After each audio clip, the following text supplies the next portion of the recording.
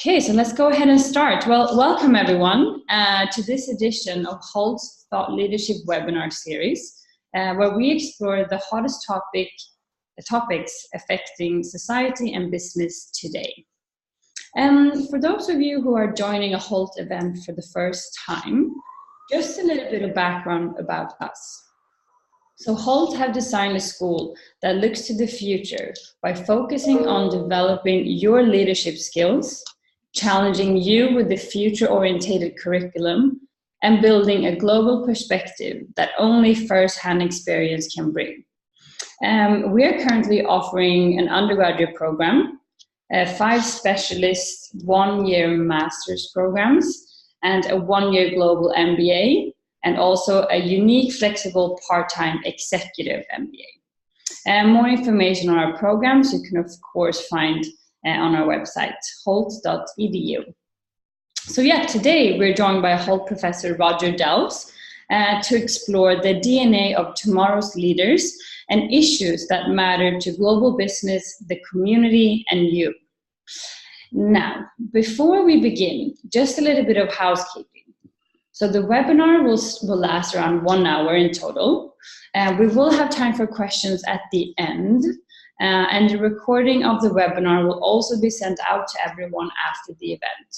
So if you wish to ask any questions, please write them in the Q&A in the bottom right-hand corner, where you just also been typing where you're dialing in from. And we will put these questions to Roger at the end. So yes, now I would like to hand over to Professor Roger Delves. And yeah, thank you so much, Roger. Thank you very much, and hello everybody, good morning, good afternoon or good evening, whatever is most appropriate to you wherever you are in the world. Thanks for joining me. I'm going to be talking about the DNA of tomorrow's leaders, and as we look around the world today, it's important perhaps to think about how we might want to change the DNA around leadership for tomorrow's leaders, because certainly as we look at what's happening in business and what's happening in politics, we might want to think that tomorrow's leaders ought to be in some way or other different to the leaders that we have today. And one of the things that I've been doing for over 20 years now is working on MBA programs in different business schools, working around what is leadership and who are leaders and what do they need to be and what do they need to do.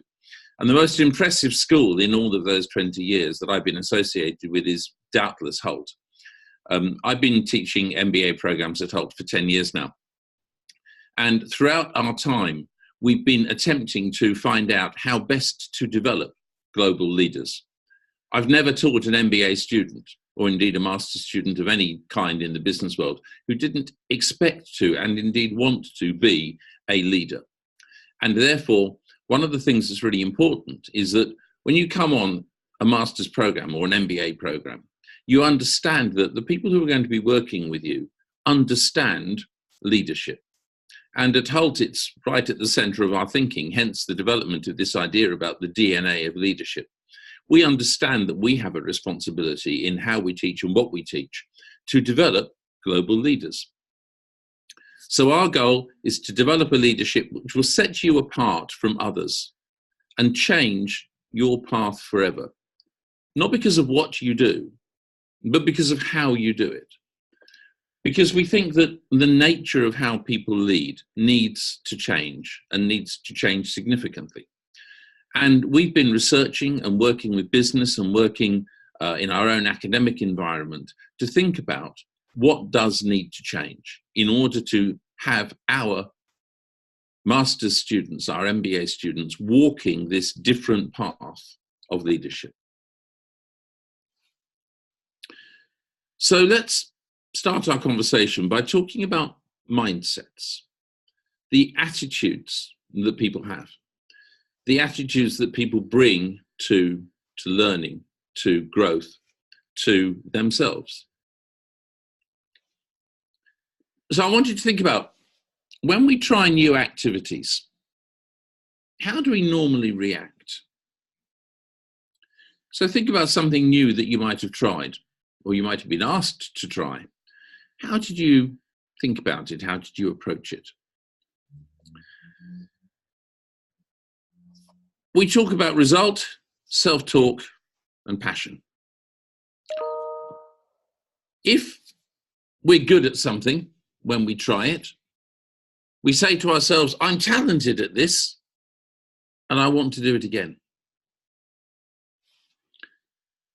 But of course, when we try something and we're not good at it, we say to ourselves, I'm useless at this. Don't make me do that again. I don't want to do that again. I want to stop doing that. But when you think about that a little bit further, these aren't particularly helpful reactions to trying something new. Think about activities we expect to improve on.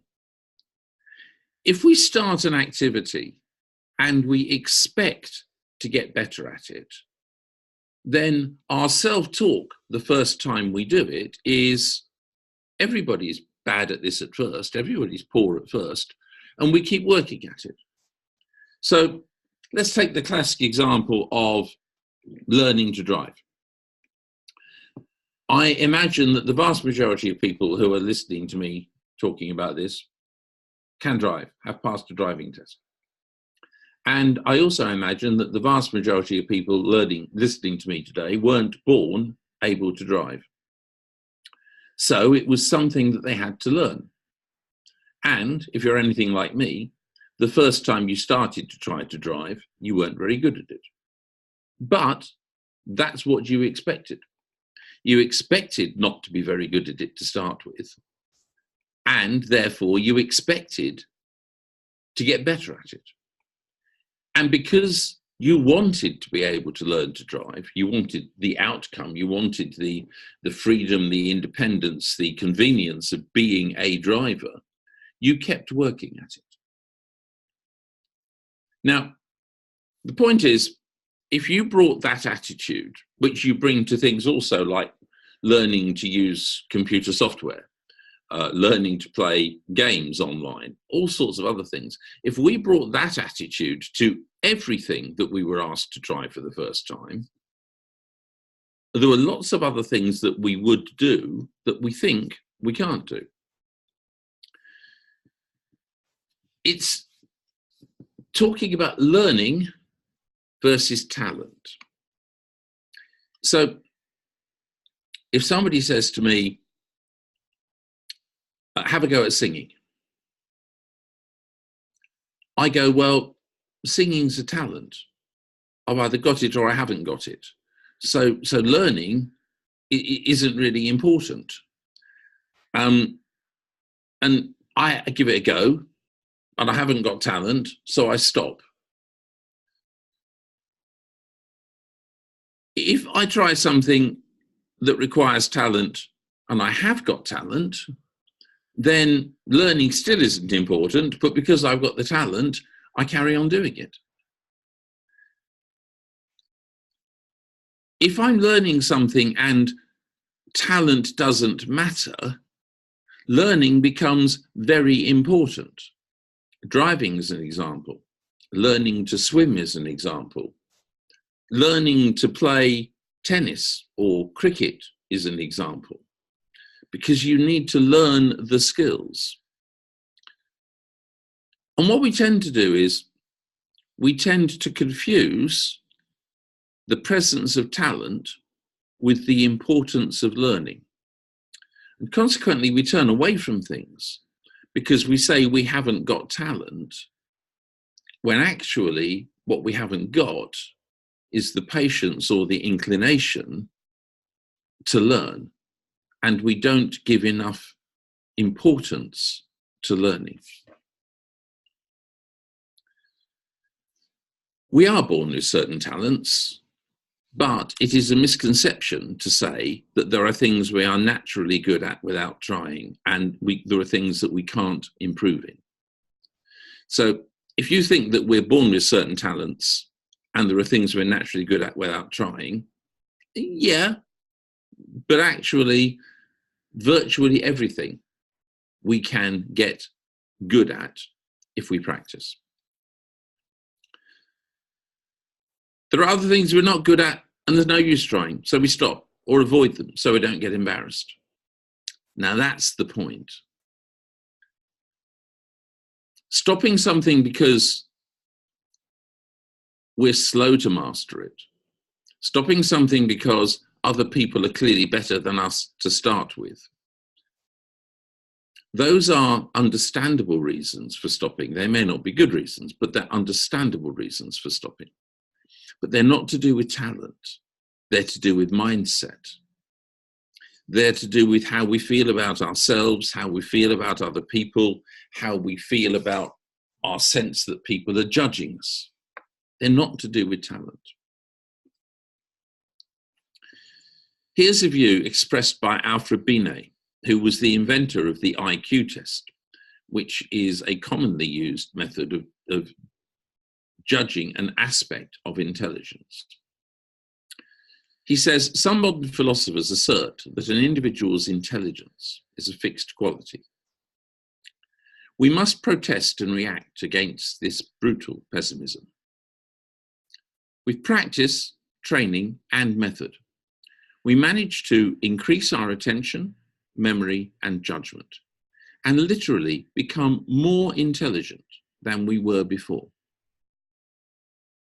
So what Binet is saying is, we can become better at anything if we practice, if we train, and if we are doing the right things to improve. Now, one of the important things here is doing the right things to improve. Many of you may have heard this phrase, practice makes perfect. Actually, it doesn't. Practicing the perfect makes perfect. So if you're going to try to learn a new skill, what's really, really important is that you go away and practice things that really are going to help you improve that skill. And my favorite example of this is if you go down to a golf driving range where people go to practice their golf swings and their golf drives. When I go down to a golf driving range and stand in the gallery and watch the people practicing, what I see is half of the people there practicing bad swings, practicing bad technique, and practicing until they are really, really good at hitting a golf ball wrong.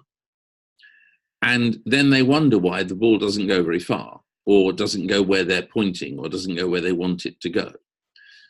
And the point is, it's not that they aren't practicing. It's that they're practicing the wrong thing. They're training, but they don't have the right method. So if we want to do something better, we need to have the right mindset, but we also have to have the right tools and techniques. It's not practice that makes perfect. It's practicing the perfect that makes perfect. So when we expect that we can improve on a skill, we tend to value learning and improvement. So if I expect to learn to become a better swimmer by continuing to attend lessons with a swimming instructor, I value the learning and improvement that I get from the lessons because I expect at the end of the process to be a better swimmer, a safer swimmer, a stronger swimmer.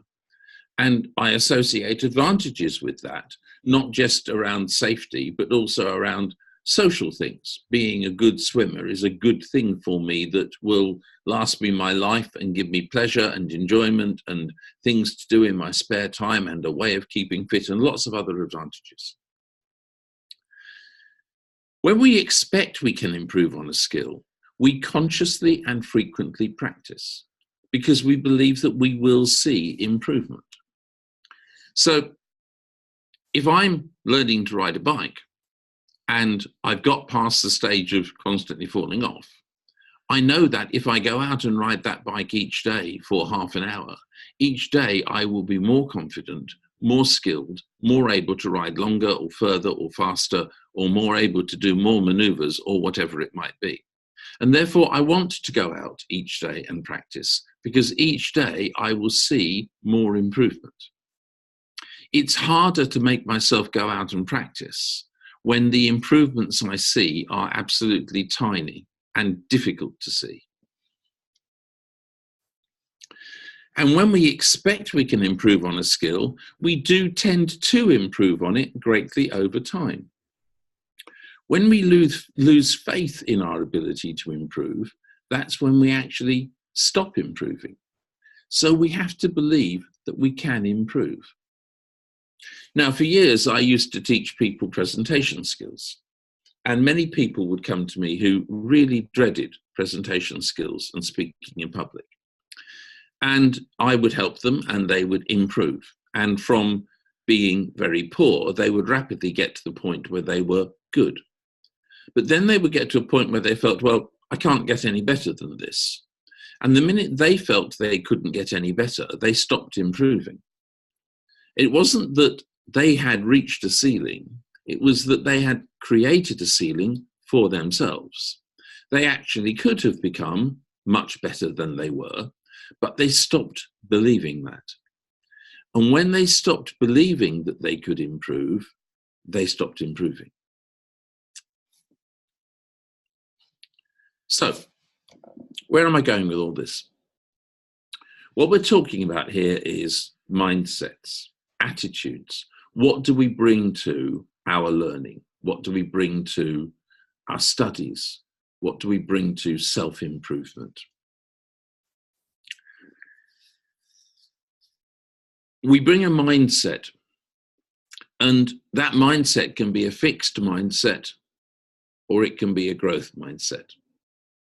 And that mindset significantly affects our ability to develop and our ability, therefore, to take the opportunity, for example, to become one of those leaders who sees the opportunity to develop the DNA to become tomorrow's leaders. Because that would require change. Changes in attitude, changes in behaviors, changes in belief sets, changes in values, changes in lots of things. It would require re-evaluation. It would require self-examination. And all of those things require first a growth mindset. A fixed mindset cannot and will not undertake those tasks. And therefore, a fixed mindset will not move from the model of leadership that it holds at the moment to an ability to accept a new model of leadership, practice with it, become perfect at it, and then become a better type of leader as a result. Fixed mindsets tend to believe that intelligence is a fixed trait. They have a finite amount of it.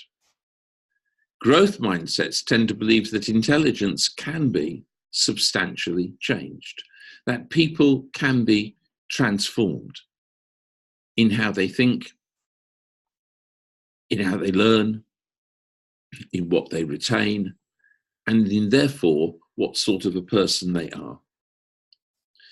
Talent for the growth mindset is only a starting point. It's how you synthesize that talent, how you use that talent, and how you develop that talent. Whereas for the fixed mindset, talent is a destination. For the growth mindset, talent is a starting point. The growth mindset believes that learning and practice leads to improvement, and improvement is infinite. Improvement is, there is never a point at which you have maximized your ability or maxed out your ability to improve. Okay, so here are differences between the two types of mindset. Growth mindsets embrace change and persist through setbacks. There will be setbacks. The environment in which people lead nowadays mean that setbacks are constant. We work in this environment which we've termed the VUCA environment, an environment which is volatile, uncertain, complex, and ambiguous, VUCA, VUCA. And this VUCA environment is challenging and full of setbacks. whether the setbacks are created by the volatility one week, the uncertainty the next week, the complexity the week after, the ambiguity the week after that, or whether you work in a rich mix of 3 or 4 of these together, they will create setbacks. They will create short-term failures. They will create difficulties. And the resilience required to persevere through those difficulties is something that accompanies a growth mindset. Growth mindsets see effort as the path to mastery and believe that if they try and try and try, they will get better and better and better. Growth mindset individuals also seek critical, constructive feedback and learn from criticism, and are constantly looking out for opportunities to hear from other people, a variety of other people, those who work very closely with them and who know them very well, and also those they encounter along the way, those they might meet only once or twice. Now, they may treat that feedback differently because somebody who knows me very, very well and sees me constantly has a deeper understanding of me than somebody who meets me once. But the immediate impact I make on somebody I meet once is important, if that impact is good or bad. If they give me feedback on that, then that's important because it tells me what my first impressions are. Growth mindset individuals find inspiration in the success of others, and they are not threatened by the success of others. Indeed, what they see is an opportunity to try to emulate that success themselves. People with a fixed mindset try to look smart, look clever, look accomplished. But it's all about looking the finished article. So they'll avoid challenges in case they fail. And then they won't look like the finished article. They'll look like somebody who can't take on a challenge. They give up easily in the face of volatility, uncertainty, complexity, ambiguity, because, again, they don't want to be seen to fail. So somebody who avoids challenges and gives up easily is not well equipped for the type of challenges that tomorrow's leaders will face. Fixed mindset people see effort as pointless because they believe that you either can do something or you can't. And if you can't, then you can't. It's beyond your ability. Whereas a growth mindset individual would say, well, actually, I can improve my ability and overcome this hurdle and make effort and learn how to do it. Growth mindset people tend to ignore useful development feedback because developmental feedback, almost by necessity, will involve them in change, the requirement to make change. And making change is not something that the fixed mindset individual wants to do. They are happy with themselves as they are, and they don't want to make changes in who they are and in what they do and in how they do it. Consequently, they will feel threatened by the success of other people because they won't know how to match that success themselves without changing, and they don't want to change. So they love to be competitive in an environment where they know they're going to win. So they're likely to try to surround themselves with people who are inferior to them so that they can constantly compete with them, knowing they will win. The growth mindset individual is much more likely to surround themselves with people who are superior to them so they can learn from them and improve themselves and get to the level of those superior people. As a result, the fixed mindset individual may well get stuck, plateau early, and achieve less than their full potential. The growth mindset individual may well reach ever higher levels of achievement. So what we try to do from the start of an individual's career with us is develop this growth mindset. Because we believe we need a growth mindset in our education, because that will help us to develop a growth mindset in our careers. We are a praised generation. We're always being told how good we are at things. But it seems to me that instead we should be asking, how could we be better? Because as we look around at the world that we inherit, there are many things we are going to have to be much better at than the people we're taking over from, if we are to have a better world, or indeed, one might argue, any world at all. So, just taking praise and saying, thank you very much, yes, we are good, seems to me to be languishing in a fixed mindset. What we need to say is, how can we be better and better and better and better? How can we constantly be growing? How can we constantly be looking to improve ourselves? And then use that improvement to take on some of the huge challenges that we face as leaders in a world which has got some very, very big challenges to solve. If you believe feedback, learning, and practice can help you, you will improve. But if you think you are already an expert, you may well miss out on how great you could be. Now, it's easy, as one gets older and older and older, to believe that you are an expert, and indeed you may be. But even though you may be an expert now, you can always be better tomorrow. So even experts should constantly be looking out for ways to improve, ways to learn more, ways to look at things in a different perspective.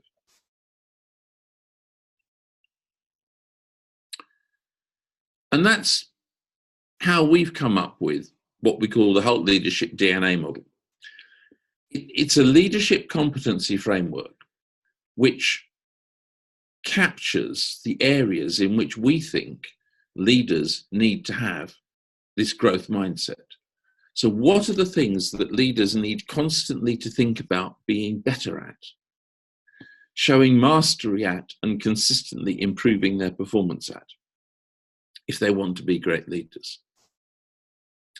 Now, you've probably come across competency frameworks many times before, but we call ours the Hult DNA.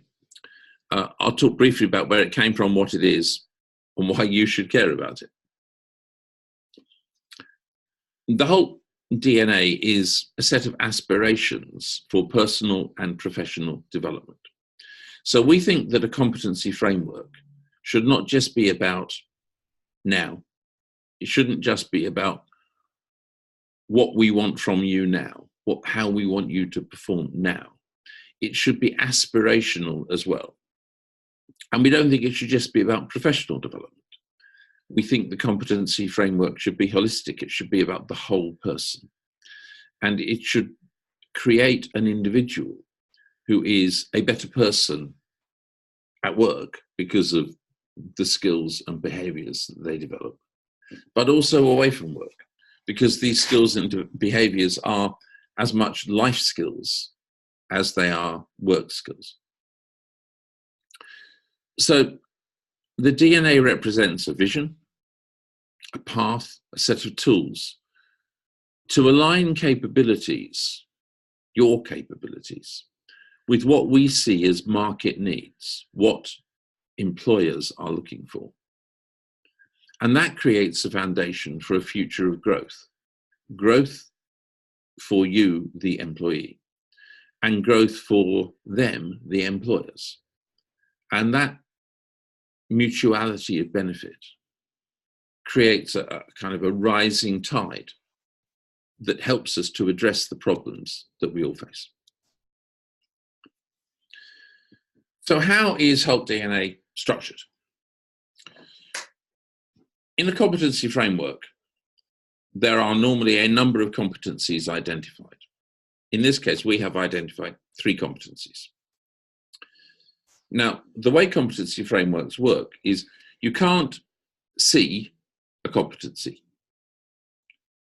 You know a competency exists because you consistently see day in, day out over a long period of time in the individual you're observing the skills or behaviors which are associated with that competency.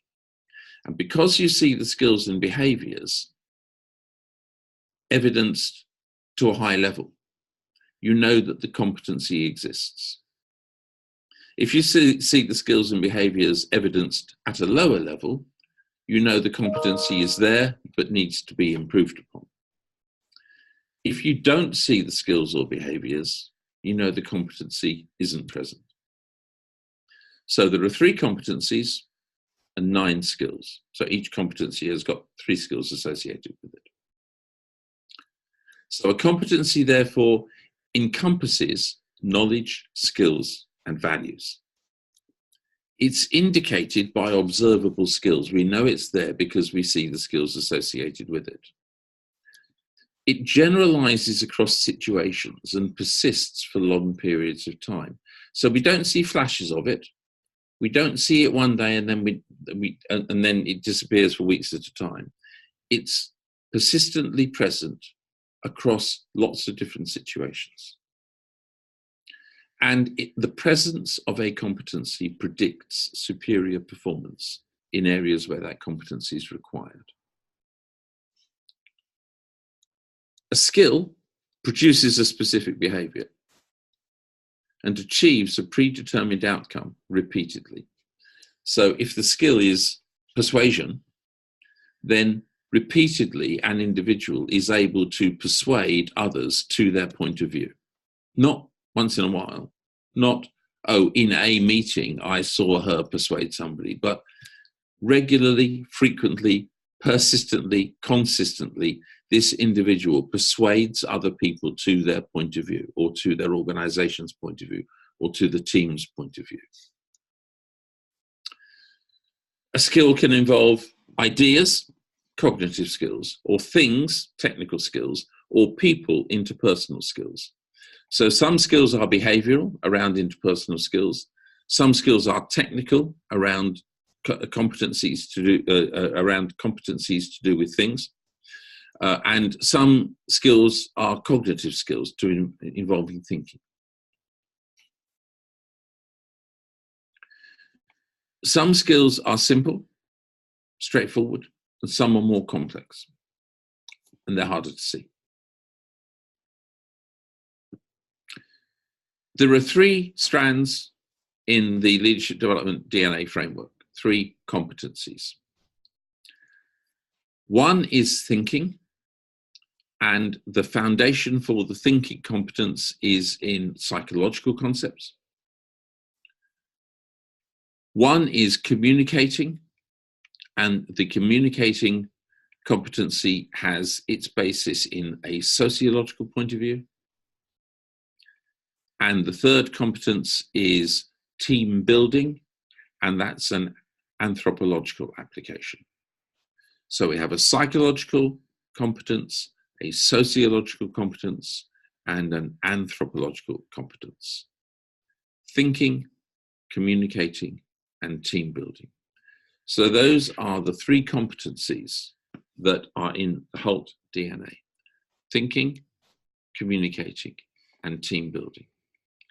And within each of those competencies, there are going to be 3 skills. So that's the model. The psychological thinking competence has the skills of showing self-awareness, embracing change, and demonstrating dynamic thinking. And we'll look at each of these in a little bit more detail in just a moment. The sociological competence of communicating is about speaking and listening skillfully, about influencing confidently, and about presenting ideas effectively. And the anthropological competence of team building is about fostering collaborative relationships, inspiring productivity, and resolving conflict constructively. So when somebody is a master of the Hult DNA, they are showing those 9 skills consistently over lots of different situations, day in, day out, in a leadership role, regardless of the difficulties and challenges.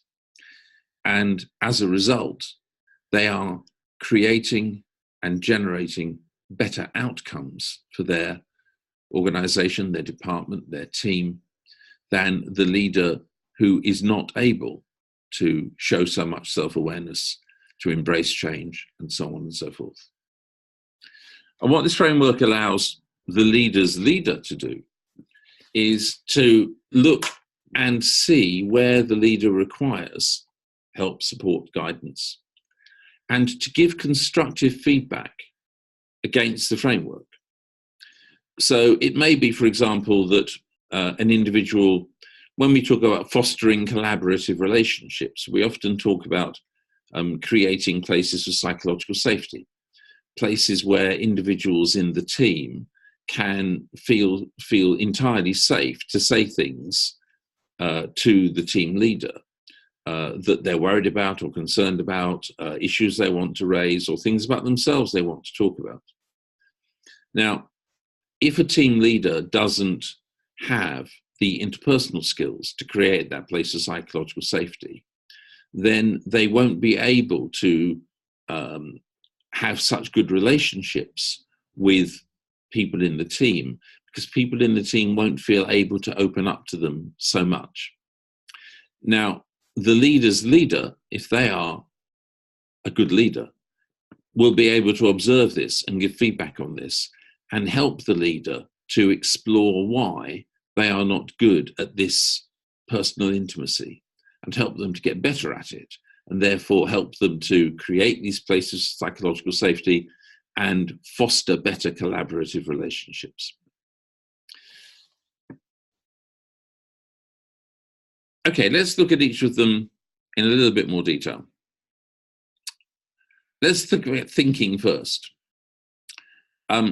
Satya Nadella, when talking about thinking, talks about Carol Dweck, who is one of the great academic thinkers behind the concept of growth mindsets. And Satya says there's this very simple concept that Carol Dweck talks about, which is if you take 2 people, one of them is a learn-it-all and the other is a know-it-all, the learn-it-all will always trump the know-it-all in the long run, even if they start with less innate capability. So the growth mindset will always beat the fixed mindset. And the growth mindset is never more visible than in the skills and behaviors around thinking, because the growth mindset is always looking to become more and more and more self-aware.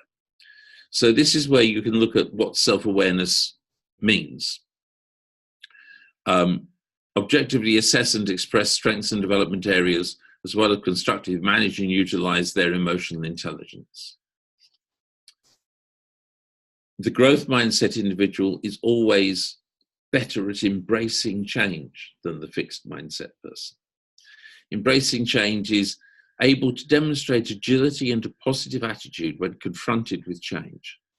Adjust style and mindset as appropriate to the situation, open to new ways, and has a willingness to learn. And finally, demonstrates dynamic thinking, uses creativity and critical thinking, generates and develops ideas and innovative solutions to cope with ambiguous, changing, and complex ecologies, is forward-looking and able to see different perspectives to apply design rather than default thinking. So you can see that whilst there aren't very many words here, they mean an awful lot. And actually living up to the skills and behaviors that underpin or that build out this competency of thinking is going to be really, really difficult. It requires a growth mindset. It requires a great deal of work and effort. And if you don't have a growth mindset, you won't get very far down the road. But even with a growth mindset, this is hard work. And one of the things that we do is give you lots of tools to help you with self-awareness. We work with models like Daniel Goleman's emotional intelligence, Ernst's OK Corral, transactional analysis, the Harris model, lots of other models around understanding yourself, for example. You do 360-degree feedback. You get very used to having very open and honest and transparent conversations. So that's thinking. The communicating aspect, the communicating competency. George Bernard Shaw famously said, the single biggest problem in communication is the illusion that it has taken place. And of course, what this is saying is, the fact that I have said something to you doesn't mean that you have listened. The fact that I have written something to you doesn't mean that you have understood. Have I written clearly? Have I said clearly? The fact that you've said something to me doesn't mean I've heard. Have I listened actively? And when we look at communication, speaking and listening carefully and skillfully, it is a real art and skill that needs to be learned. Influencing confidently, influencing and persuading is more and more and more important, and presenting ideas effectively. More and more organizations are working in a structure which is organized in kind of interconnecting cells, and far less hierarchical and much more interconnected. So to get almost anything done in almost any organization requires interdependent action, which means that if you're trying to get something done, you need to persuade other people to come with you and to work with you and to do things with you. You can't tell them because you don't have control over them. You need to influence them, you need to persuade them, you need to present your ideas effectively and efficiently to them so that they realize that this is good, this is right, this is going to help the organization, it's going to help them, it's going to help meet objectives, and so on and so forth. The number of ideas that are lost because people can't influence confidently or present ideas effectively is just beyond measure. So this communicating competency is extraordinarily important. And these are behavioral skills. These are interpersonal skills. They are the kind of things that people tend to say, oh, I'm either good at that or I'm not good at it. And if they think they're not good at it, they say, well, that's just it then, isn't it? I'm not good at persuading people. Well, that's nonsense. You can learn how to be persuasive. You can learn how to speak confidently. You can learn how to influence people. You can learn how to listen well. All of these things are teachable and learnable skills, but you have to have a growth mindset to do so. And without that growth mindset, you will continue to wallow in the belief that you aren't very good at it, and therefore wallow in the belief that it's not your fault that you can't do it very well. Well, actually, yes, it is.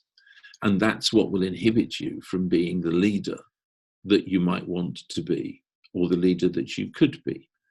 And that would be to the detriment of your organization, because it stops you from maximizing your ability. Team building.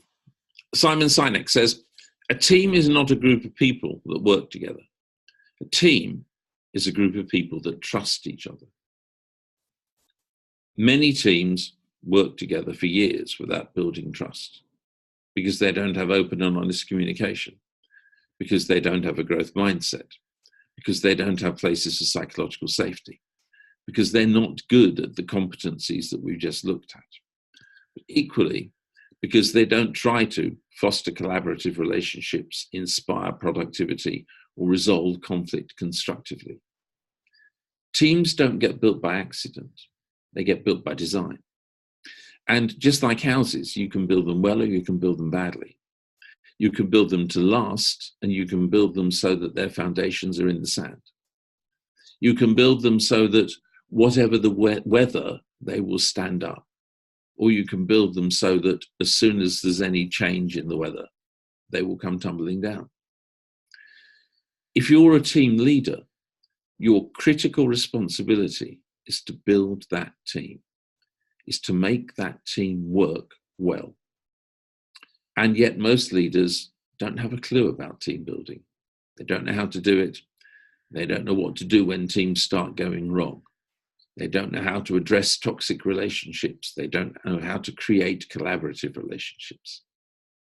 So we spend a lot of time working in this area of the skills around the competency of team building. Okay, those are the competencies and the skills that you will learn if you choose to join us at Hult. You can connect with us, as you well know, on Facebook, on Twitter. You can mail us, you can contact us. But for now, what I want to do is I want to hear your questions and address your questions around the DNA of tomorrow's leaders. Let's have a peep up here and have a look at. Victor's got a question for me. How does an individual with a growth mindset rise above challenges or react to challenges? If I have a growth mindset, I will be more resilient. So a growth mindset helps me to believe in myself, partly because I am more self-aware, but also because if I'm more self-aware, I will self-manage better. And overcoming challenges or reacting well to challenges, at the heart of that is believing in myself. And if I have a growth mindset, I believe in myself because I believe that I can and will constantly get better and improve. And a challenge is an opportunity to prove that I can overcome something. If I don't have a growth mindset, if I have a fixed mindset, then I look at a challenge and I go, I can't do that. And then I am immediately in trouble, because I may well communicate that unconsciously to my team, who then believe we can't do that. So self-awareness, self-belief is a really important thing to have in order to rise to challenges, to react to challenges, to take on challenges. How do I transform from a fixed mindset to a growth mindset? That's a great question.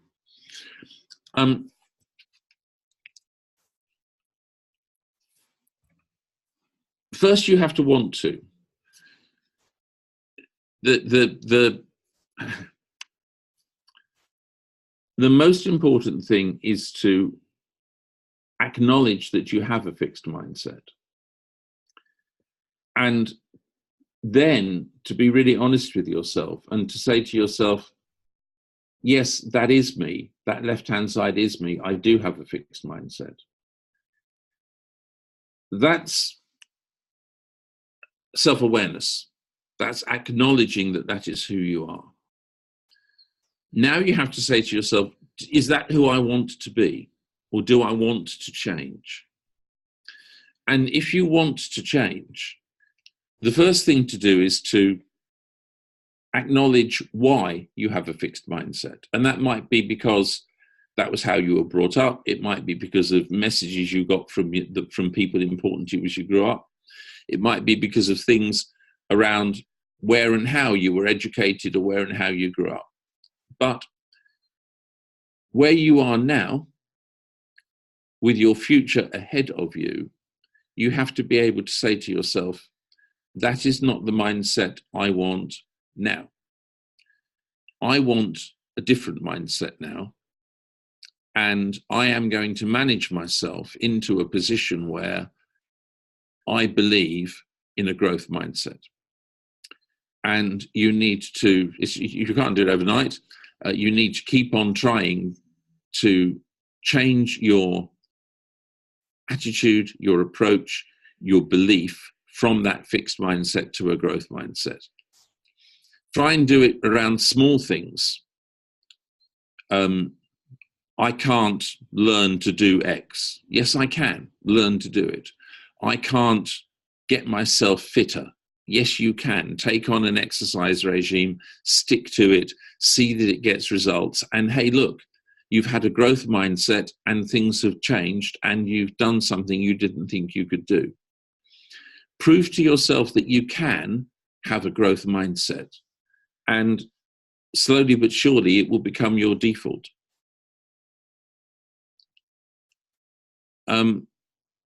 Which made you staunchly believe that fixed mindset people will not fit in this new leadership model? Lakshmi, a fixed mindset, in my view, will look at the challenges of a VUCA environment and say, they're too tough, they're too difficult. They are what Professor Keith Grint calls wicked problems. And because they are so ambiguous and so complex, the fixed mindset is likely either to try to come up with one solution which is too simplistic, or say this is too difficult. The growth mindset has the flexibility to deal with the ambiguity and the complexity, which the fixed mindset lacks. Now that's an assertion. It's my opinion. It's based on a lot of observation, but it is only my opinion. So you're right to challenge it, but that is why I believe it. The fixed mindset is too rigid to deal with the VUCA environment. Victor asks, what in my opinion is the most critical competence and skill in a growth mindset? Self-awareness. You have to know and understand yourself as well as you possibly can to develop and maintain a growth mindset. So that within that thinking competence, that psychological competence, that self-awareness for me is a critical starting point. Ifienwa is saying, how do you overcome fears when you don't see improvement when you're learning something new? This is about resilience and belief and perseverance. Learning is difficult, and learning things takes a long time.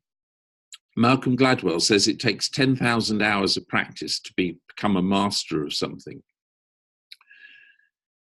You have to accept that some things are difficult to learn. So learning to play the piano, for example, is an extraordinarily difficult thing, or the violin, or the guitar.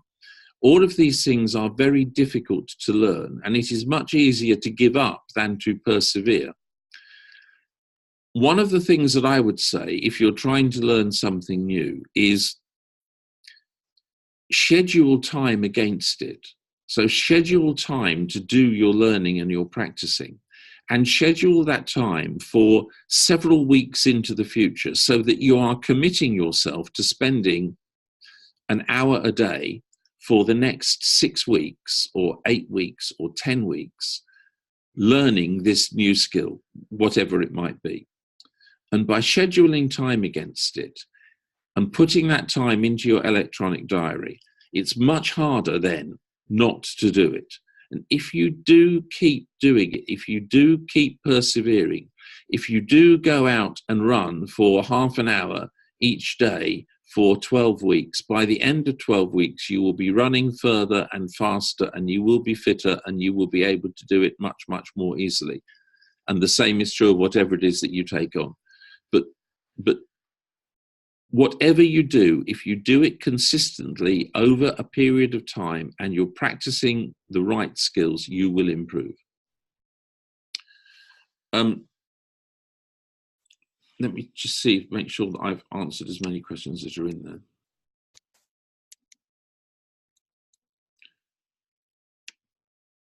Okay, that's that.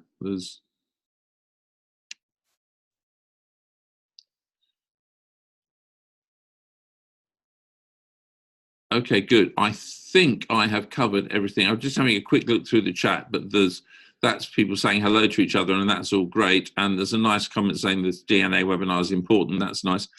I think I have had, oh no, there's another question just coming.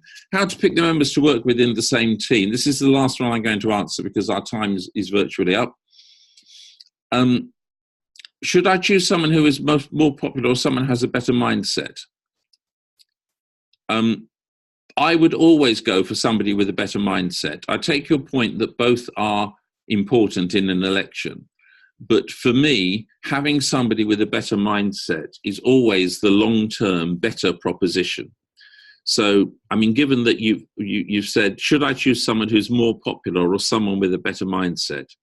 I agree both are important, but better mindset is a long-term better proposition to have than somebody who is more popular. Because popularity can change, but the qualities of a better mindset will be permanent. Okay, lovely. It's been a pleasure to talk to you. I hope that it has been helpful and useful and interesting. And if it has been, then please share that news with your friends. And I hope that I will meet you in your journey with Hult. And if I do, please come and say hello to me. And for now, goodbye and thank you very much. Yes, thank you so much for that, Roger. That was very insightful, and thank you everyone else for joining us. As we said before, a recording of this will also be sent out in the follow-up email over the next few days. And if you would like to get some more information on our courses, please make sure to visit hult.edu. For you that are interested, the next webinar in our Thought Leadership webinar series will be on June 13 with Professor Alex Reeve, and the topic is yet to be confirmed. But that was everything from us. Thank you again, Roger, for this session, and thank you everyone else for joining us, and I hope to see you very soon again.